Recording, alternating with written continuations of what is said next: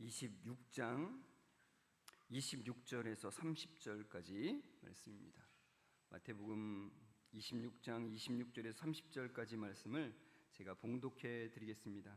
그들이 먹을 때에 예수께서 떡을 가지사 축복하시고 떼어 제자들에게 주시며 이르시되 받아서 먹으라, 이것은 내 몸이니라 하시고 또 잔을 가지사 감사하기도 하시고 그들에게 주시며 이르시되 너희가 다 이것을 마시라, 이것은 죄사함을 얻게 하려고 많은 사람을 위하여 흘리는 바 나의 피 곧 언약의 피니라.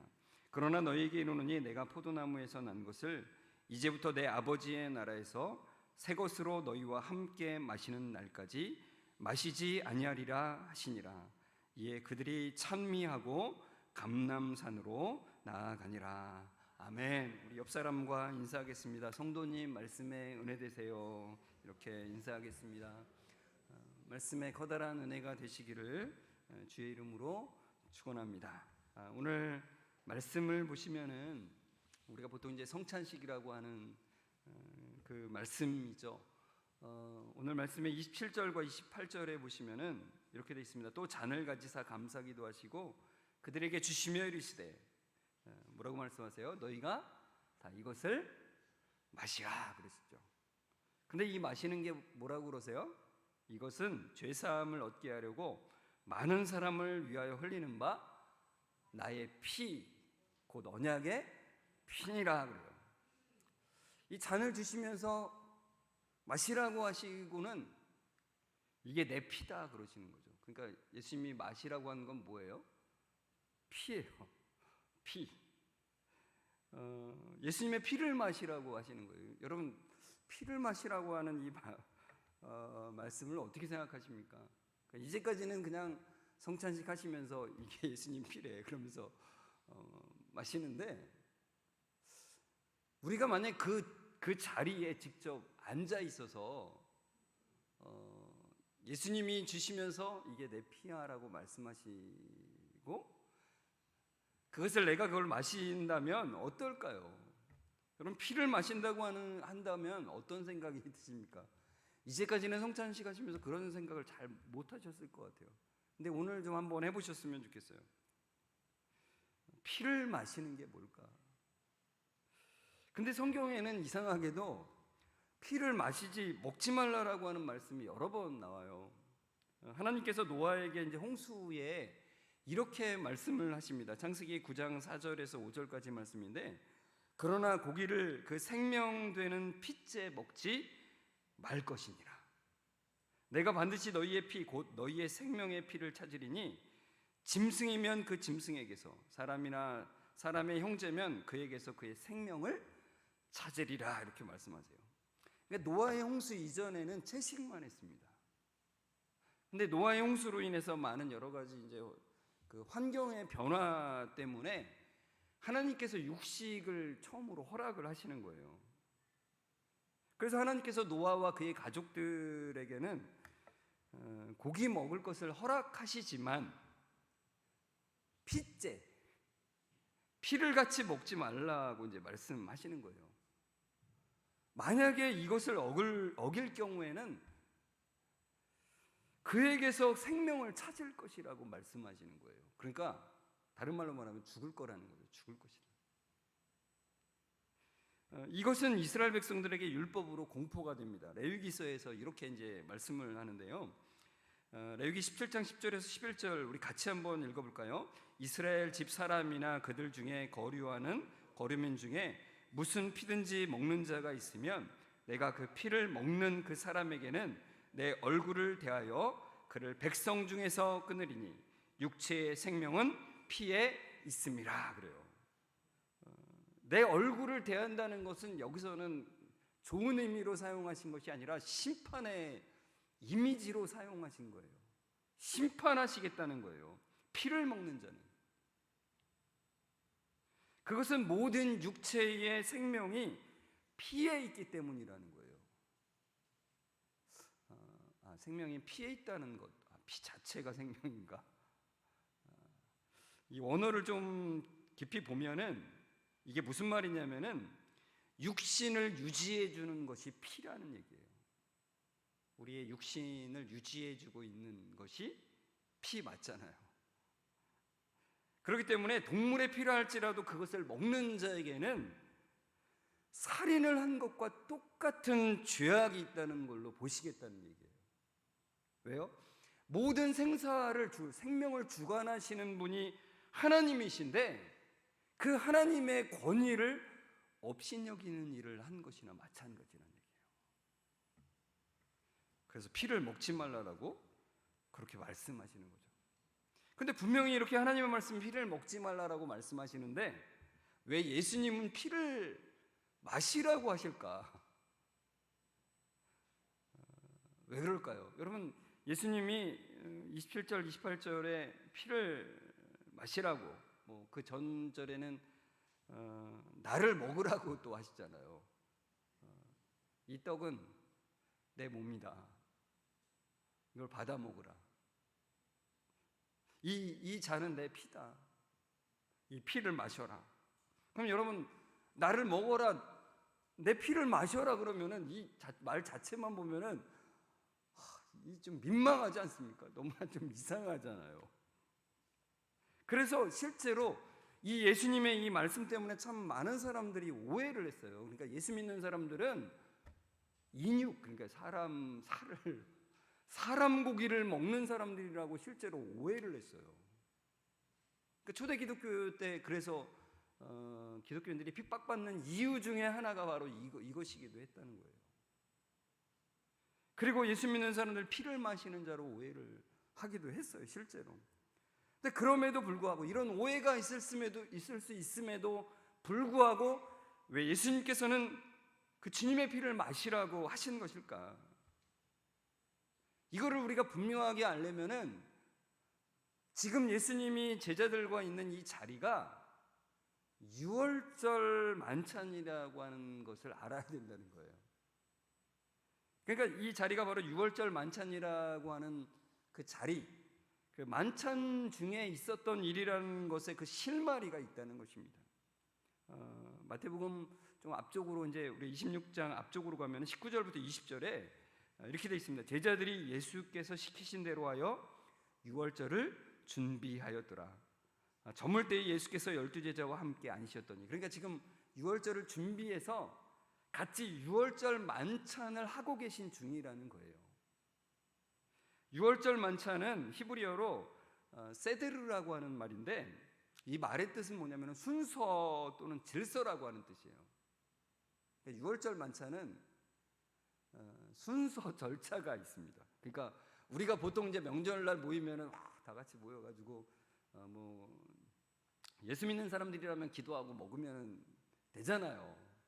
그런데 이 유대인들에게는 유월절 만찬은 이게 순서가 딱 있어요. 먹는 순서가 정해져 있어요. 그래서 그 먹을 때 그 순서를 그 이정표가 되는 게 바로 이 포도주 잔을 드는 거예요. 4번을 정식적으로 마시는데 그 4번의 포도주 잔을 같이 들면서 이 순서가 이렇게 쭉 따라서 가게 되는 거예요. 첫 번째 잔은 축사의 잔이라고 하는데 이때 축복문을 낭송을 해요, 인도자가. 그리고 이 축복문을 낭송한 뒤에 손을 씻는 그 예식을 거행합니다. 그때 예수님이 우리가 요한복음에서 보듯이 이 손을 씻는 것만이 아니라 예수님이 더 하신 게 있죠. 뭘 하셨어요? 제자들의 발을 씻기시는 것이 바로 이 순서에 따라서 하신 거예요. 그리고서 이때 손을 씻은 다음에 처음으로 하나 먹는 게 있는데 바로 이게 쓴나물을 이때 먹는 거예요. 쓴나물. 이제 6월절 이스라엘 백성들이 출애굽할 때 서서 먹은 게 바로 이 쓴나물을 먼저 먹거든요. 그래서 그거를 같이 하는 겁니다. 자, 그다음에 두 번째 포도주 잔은 과거를 기억하는 잔이에요. 그래서 이거는 어떻게 이제 먹냐면은 이제 가족들이 다 모이잖아요. 그러면 그 가족들 중에 가장 막내, 그러니까 말을 할 수 있는, 아기는 말을 못하니까 말을 할 수 있는 가장 막내가 질문을 해요. 몇 가지 질문하는데 그 중에 이런 거죠. 왜 우리가 오늘 쓴나물을 먹는 것입니까? 이런 질문을 해요. 그러면은 뭐 왜 오늘 우리가 무교병을 먹습니까? 왜 누룩이 들어가지 않은 떡을 먹습니까? 이런 질문을 한다는 거죠. 그러면은 그 인도자가 뭘 대답할 수 있겠어요? 왜 우리가 그 이집트 땅에서 어떻게 나오게 되었는지, 왜 거기서 그것들을 먹게 되었는지를 이제 설명하게 돼 있다는 거예요. 그러니까 이 질문들을 통해서 과거를 기억하는 거예요. 과거에 하나님께서 우리를 어떻게 구원하셨고 어떻게 인도하셨는지를 설명하는 것입니다. 이 두 번째 잔의 의미가 바로 이제 거기에 있는 거고요. 세 번째 잔은 현재를 축복하는 잔인데, 이때가 바로 이제 예수님이 오늘 이 본문에 나온 내 몸을 먹고 내 피를 마시라고 하시는 이 포도주 잔을 주시면서 하는 것이 바로 이 세 번째 잔에 해당되는 겁니다. 이때는 만찬의 가장 메인 메뉴가 바로 양고기거든요. 어린 양의 고기. 그 어린 양의 고기를 먹고 나서 현재의 삶들을 축복하고 포도주를 마시는 것입니다.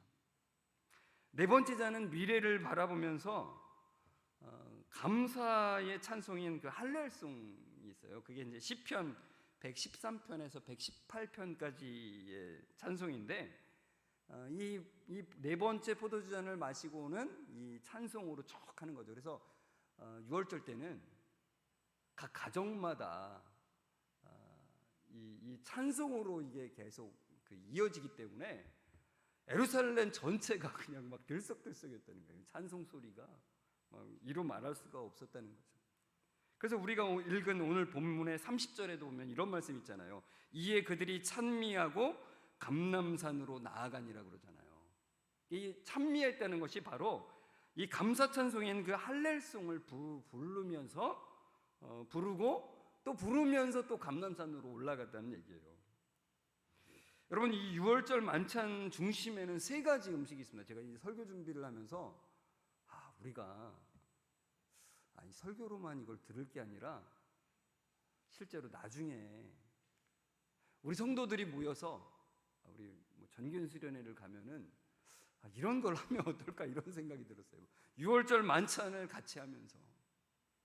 그래서 그 순서를 따라가면 오늘 예수님께서 내가 주는 이 떡을 먹으라고 하는 그 의미를 한번 더 생각해 보죠. 더 깊이 생각할 수 있는 시간이 되지 않을까.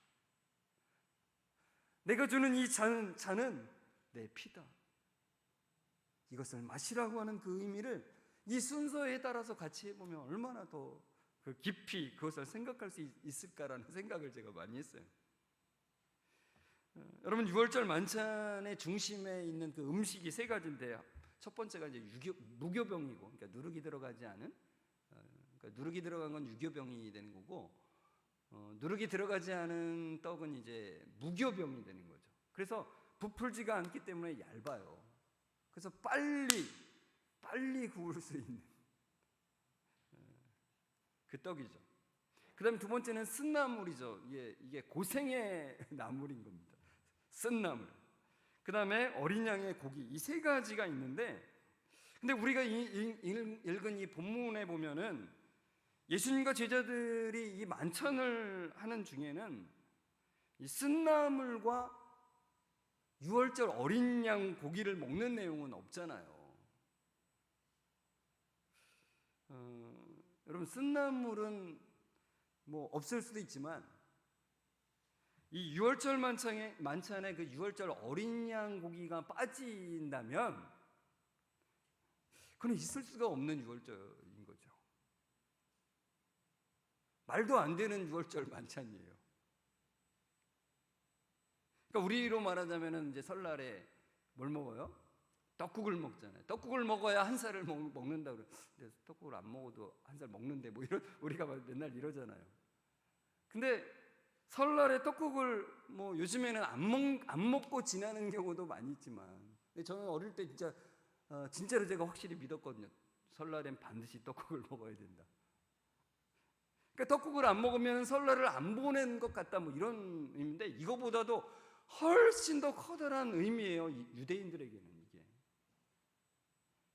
유월절 만찬에서 어린 양의 고기를 안 먹는다. 그럼 유월절을 안 보낸 거라 이거예요. 유월절 만찬을 안 한 거나 마찬가지예요. 왜냐하면 유월절의 의미 자체가 없어져 버린 것이 되기 때문에 그래요. 그러니까 유월절에는 1년 된 어린 양을 잡았던 것을 기념하는 거잖아요.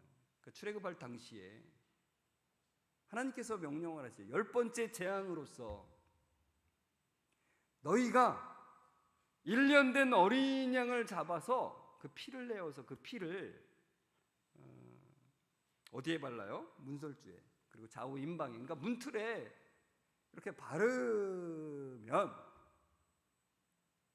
죽음을 집행하는 천사가 그 피가 발라진 집은 어떻게 해요? 뛰어넘는다는 거예요. 유월이 바로 뛰어넘는다는 뜻이라고 했잖아요. 그 집은 뛰어넘는다. 그 집은 죽음을 당하지 않는다는 거예요. 그러니까 다른 말로 말하면은 이 피가 없으면 우리는 죽음을 당할 수밖에 없는 존재다라는 걸 이걸 통해서 알려주는 거죠. 이 피는 우리의 죽음을 대신하는 것이라는 것을 말씀해주고 있다는 것입니다.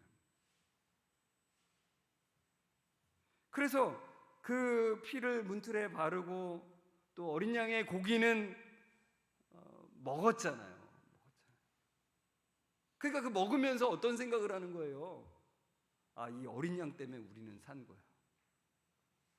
그 어린 양 때문에 우리 집에는 죽음이 임하지 않게 된 거야를 생각하면서 고기를 먹는 거잖아요.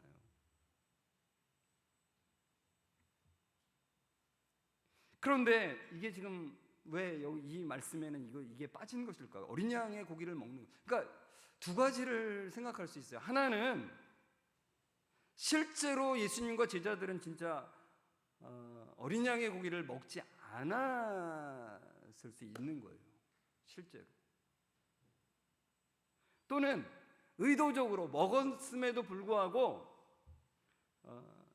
이 성경을 쓸 때 성령님의 인도하심으로 그것을 의도적으로 뺐을 수 있다는 거예요. 뭐 유대인들은 이미 다 알았을 수도 있고, 또는 근데 여기서는 굉장히 이것이 없는 것, 그러니까 어린 양의 고기를 먹은 내용이 없다는 그 자체가 우리에게 엄청난 중요한 것을 말씀하고 있다는 거예요. 그게 실제로 먹었든 먹지 않았든 예수님이 내 몸을 먹으라, 내 피를 마시라고 하는 그 의도를 너무나도 분명하게 이거를 통해서 우리에게 말씀해주고 있다는 것이죠. 어린 양의 고기를 먹는 장면이 안 나오는 게. 예수님께서는 내 몸을 받아서 먹으라, 나의 피를 마시라라고 말씀하시죠.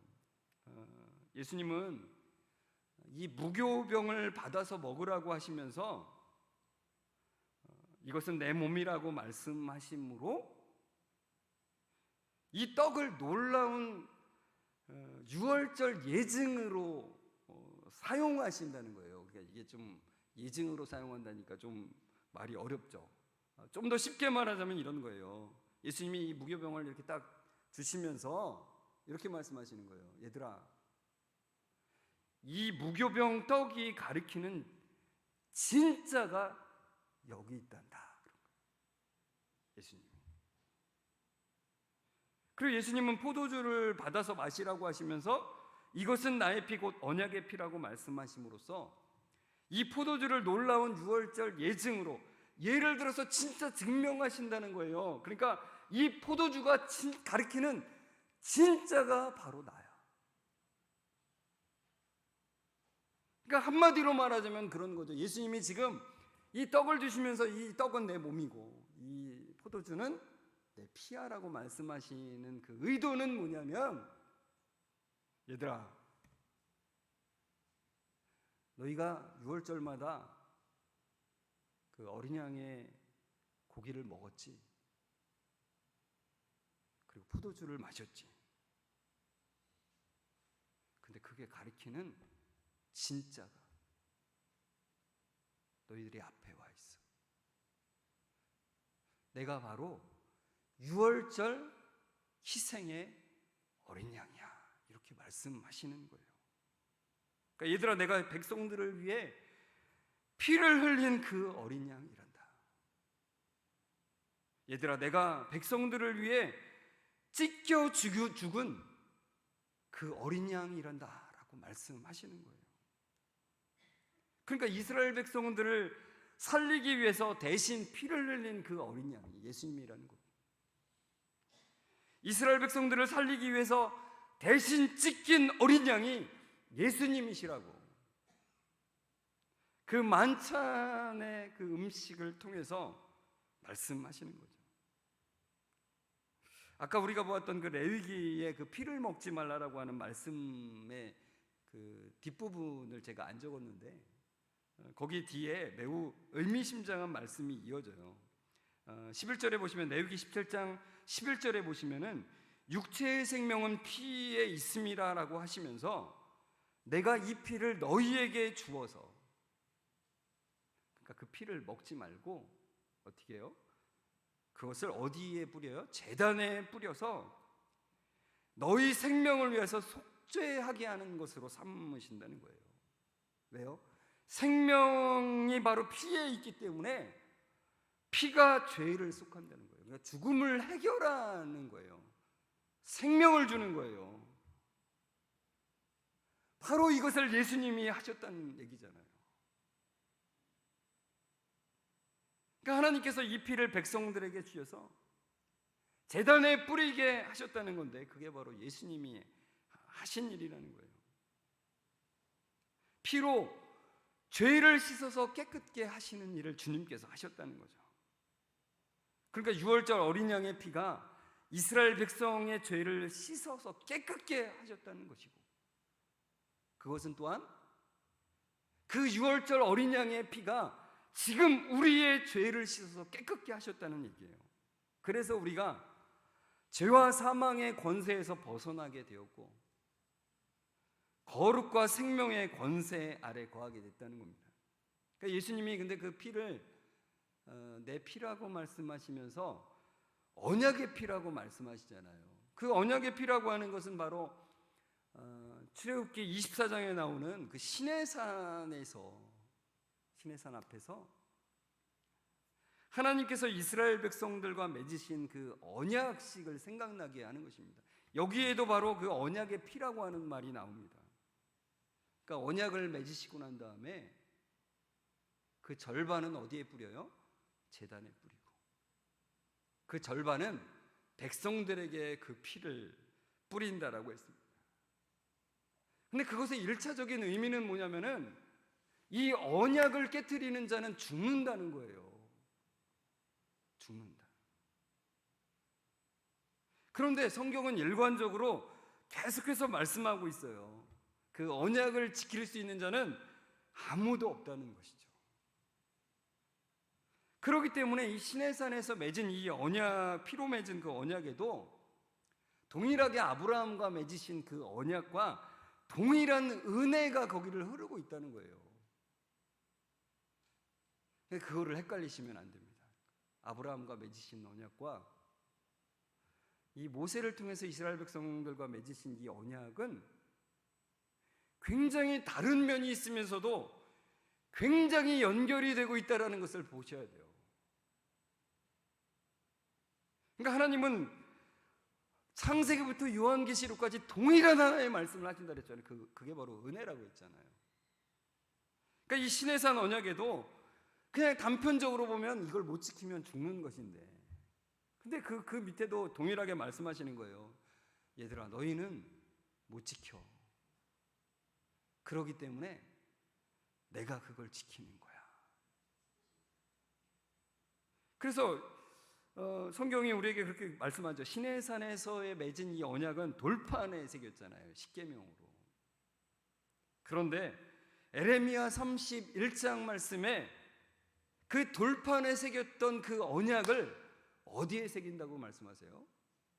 돌판에 새긴 것을 이제는 너희의 마음판에 새긴다라고 말씀하시는 거예요. 여러분, 그게 새 언약이에요. 그게.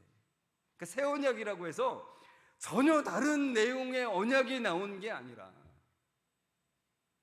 이전에는 돌판에 새겼던 것을 이제는 하나님께서 말씀하시는 거예요. 내가 너희들의 마음판에 새겨서 그것을 하게 하시겠다라고 말씀하신다는 거예요. 그것을 이루시는 분이 바로 예수님이시잖아요. 이사야서 53장에 보면 우리 되게 익숙한 말씀이잖아요. 이사야서 53장 5절 말씀 같이 읽어볼까요? 그가 찔림은 우리의 허물 때문이요 그가 상함은 우리의 죄악 때문이라. 그가 징계를 받음으로 우리는 평화를 누리고 그가 책지게 맞음으로 우리는 나음을 받았도다 그래요. 이사야서 53장은 여호와의 종에 대한 말씀인데 그 여호와의 종이 유대인들은 여전히 인정하고 있지 않지만 우리는 분명하게 그 분을 보잖아요. 그분은 바로 우리를 대신해서 죄를 담당하신, 그 12절에 보면 그 말씀이 있잖아요. 그가 많은 사람의 죄를 담당하셨다고 그랬어요. 거기에는 우리가 속해 있어요. 우리의 죄를 담당하시기 위해서 그가 찔리셨어요. 우리의 허물 때문에. 우리의 죄를 담당하시기 위해서 그가 상하셨다는 거예요. 우리의 죄악 때문에. 하나님의 종인 예수 그리스도는 이것 때문에 오셨고 이것 때문에 죽으셨다라고 우리에게 말씀하고 있다는 거예요. 그러면서 예수님은 하나님의 법이 돌판에 새겨졌던 것이 우리 마음판에 새기는 그 새 언약을 주셨듯이 이제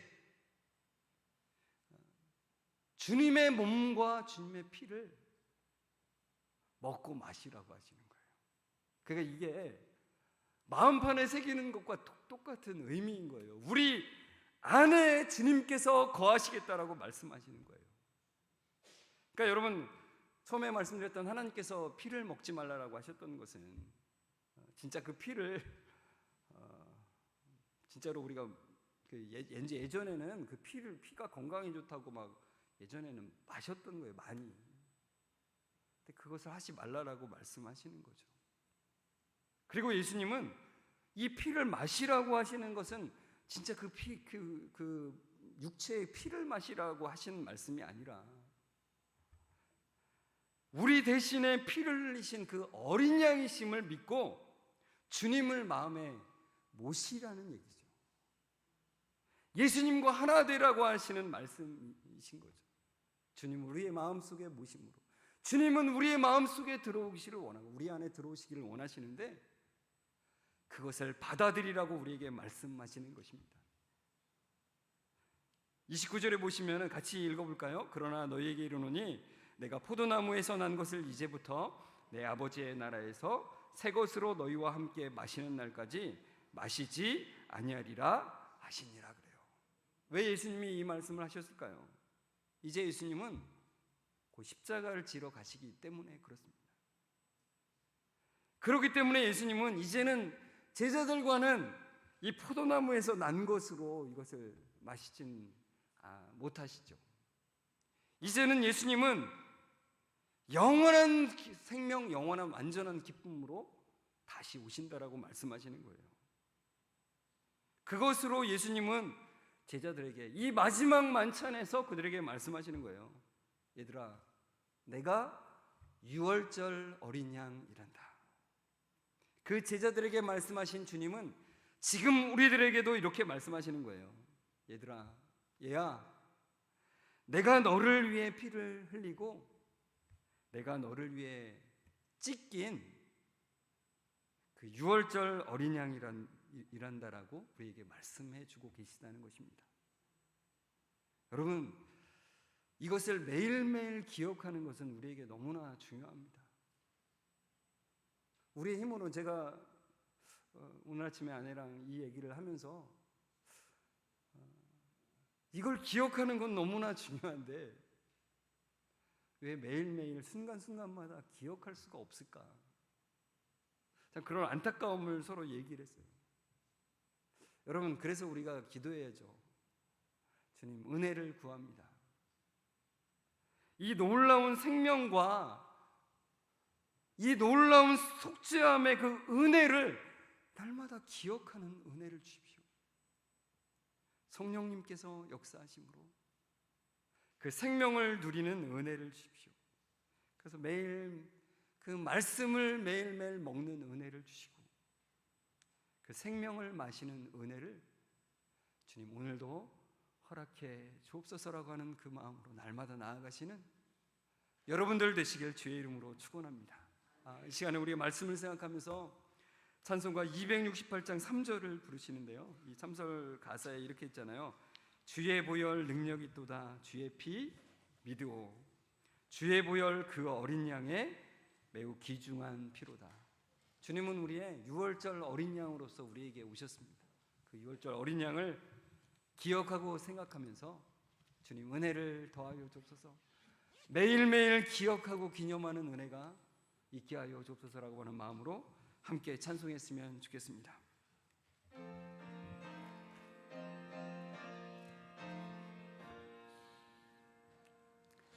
눈보다 더 이게 밝히는 것 보혈의 능력 주의 보혈 부정한 모든 것 밝히시니 참 놀라운 능력이로다.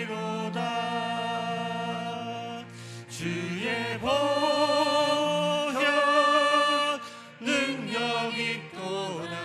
주의 피 믿으오. 주의 보혈 그 어린 양의 매우 귀중한 피로다. 다시 한번 눈보다 더 이게 밝히는 것 눈보다 더 희게 밝히는 것 보혈의 능력 주의 보혈 부정한 모든 것 밝히시니 참 놀라운 능력이로다. 주의 보혈 능력 있도다. 주의 피 믿으오. 주의 보혈 그 어린 양의 매우 귀중한 피로다. 반주 없이 주의 보혈 능력이 도다. 주의 피 믿으오. 주의 보혈 그 어린 양의 매우 귀중한 피로다.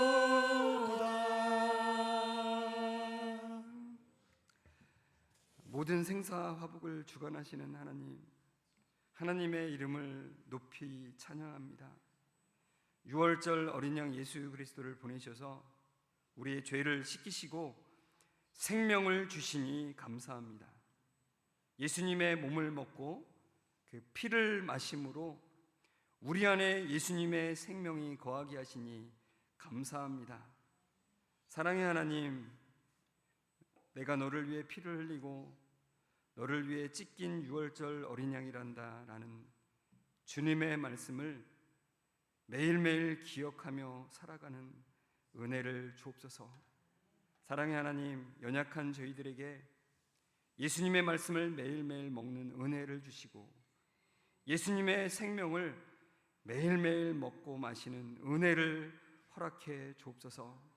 우리 성도님들 한 주간 살아가는 동안도 유월절 어린 양의 보혈의 능력 있음을 고백하며 살아가는 시간들이 될 수 있도록 은혜를 허락해 주옵소서.